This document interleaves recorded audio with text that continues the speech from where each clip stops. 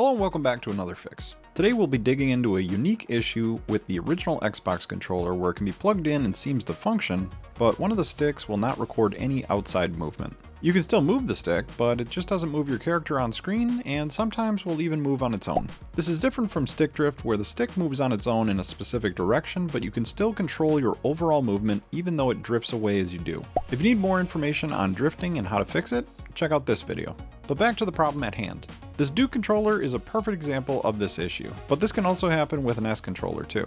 I can move the left stick, but the movement on screen continues and none of my inputs are registered. This also affects the left trigger as well, and even after hitting it multiple times, it doesn't register any presses at all. This can be extremely frustrating, but thankfully it's not too difficult to fix with some solder and the right tools. You will need each of the following though. A small Phillips screwdriver for opening the controller case, and if you're working on a Duke like this one, there's also 4 inner screws holding the board in place. IPA and some Q-tips for cleaning, an iron, some solder, flux, and a way to remove old solder. I'm using wick in this example. A multimeter is a must for testing the board, and a hobby knife or something else sharp to scratch away the traces is also needed too.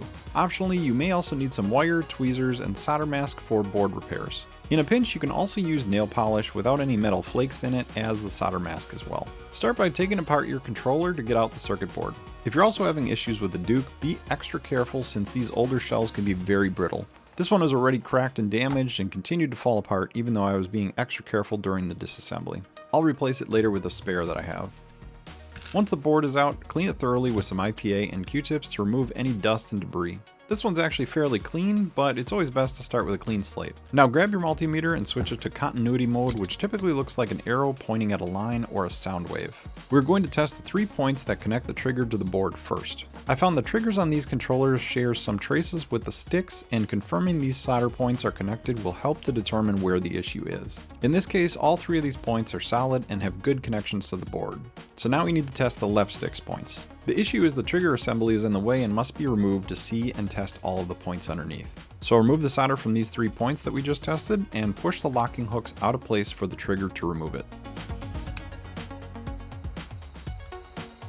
It's hard to show it on camera, but it looks like there's a slight bump underneath the trace by the lower potentiometer solder joints. This could be a crack or a void in the trace, which is limiting the signals coming from this location. The second joint right next to this one also looks like it might be cracked where the copper is showing, but we'll need to test them to verify.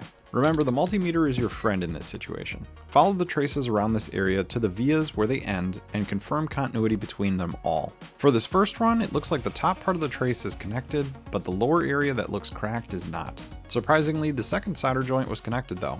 I continued to test all the connections just to confirm that they were all good, and they were. It's typically good to do this just to confirm that there aren't any other breaks anywhere else. But taking a second look at this break, it makes sense that this is our point of failure.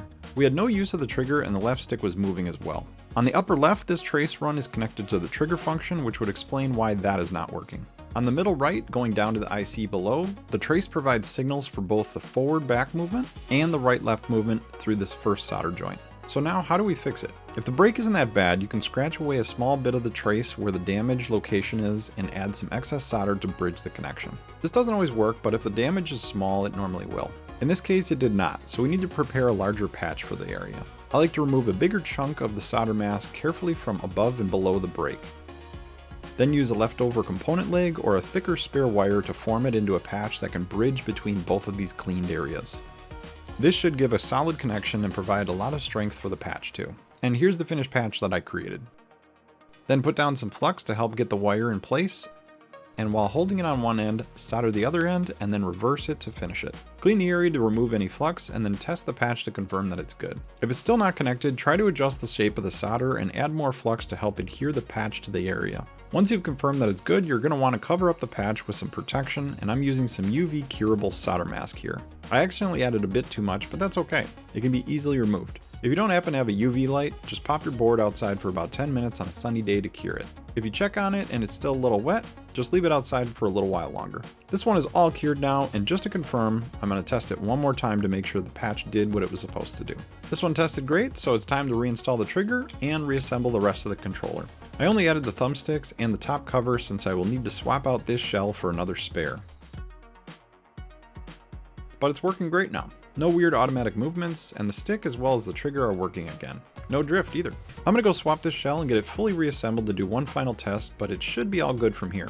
I hope this video helped fix your issues, and if you're looking for more how-tos and fixes, be sure to subscribe and check out my channel. Now that this one is swapped into a new housing and has gotten some cleaning done too, I tested it one more time, and it was working great.